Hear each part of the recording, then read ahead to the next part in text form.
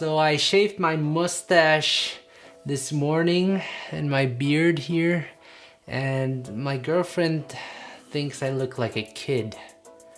Hello and welcome back to my channel. If you're new here, my name is Bennett Grazer and I'm a passionate filmmaker helping other creators create better videos. So if that's your thing, make sure you hit that notification bell button to get the latest video updates on my channel. So I got a request from Nicholas Erweiler, I hope I said that right, asking me to make a video about frame rates and slow motion. Well, in this video, it's all about that.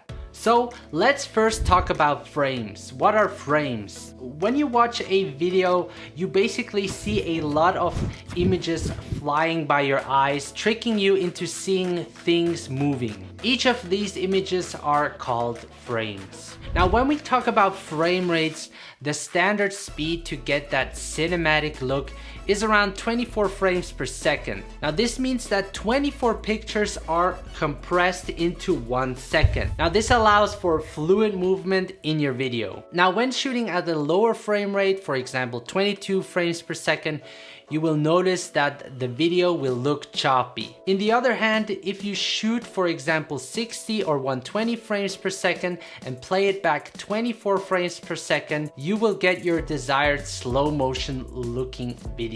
Now check your camera if it offers these frame rates. I shoot with the Sony a7 III that can shoot up to 120 frames per second. If you shoot 60 frames, then I'm sorry for you, that just isn't good enough. 60 frames just works fine. I started out with the Canon 80D that shoots 60 frames per second and I was totally happy with it. There you have it, but wait, there is more to it.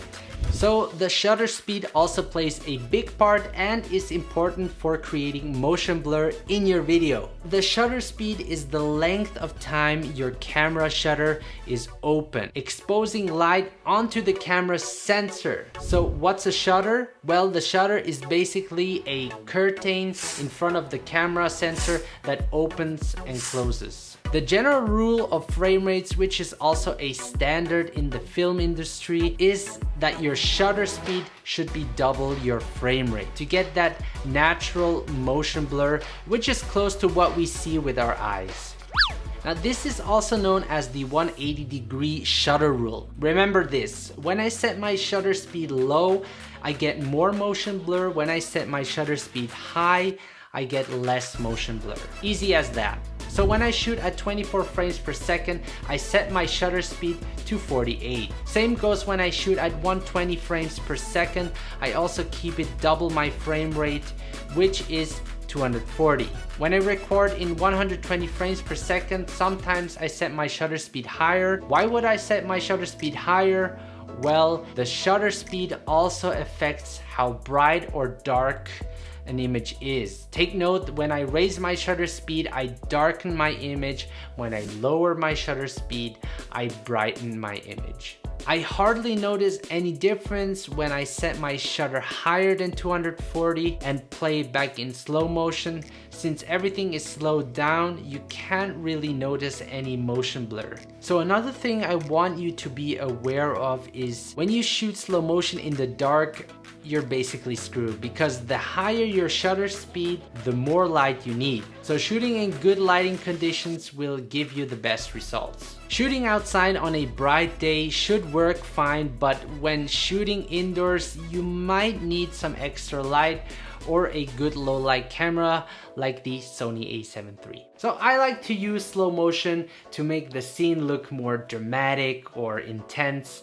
Especially in my travel videos, I mostly use slow motion to give that dreamy look. So here are a few benefits when shooting slow motion. When you film just handheld, if you're not skilled, you usually get a lot of shakiness in your video. You can reduce that shakiness by slowing the video down.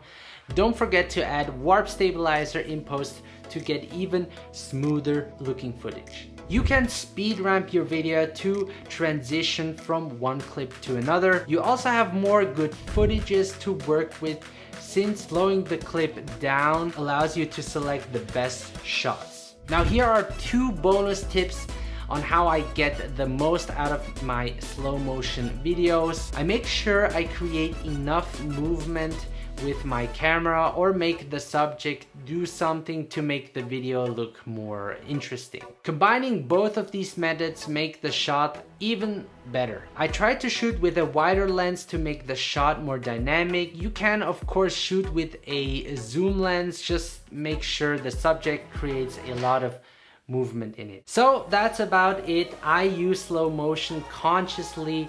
Not everything has to be in slow motion. Keep in mind that it has to fit the story you want to tell. I hope this video was helpful. If it was, please subscribe to my video so that this channel can grow further and faster, giving me the opportunity to create more of these tutorials and helping you to become a better filmmaker. Catch you next time.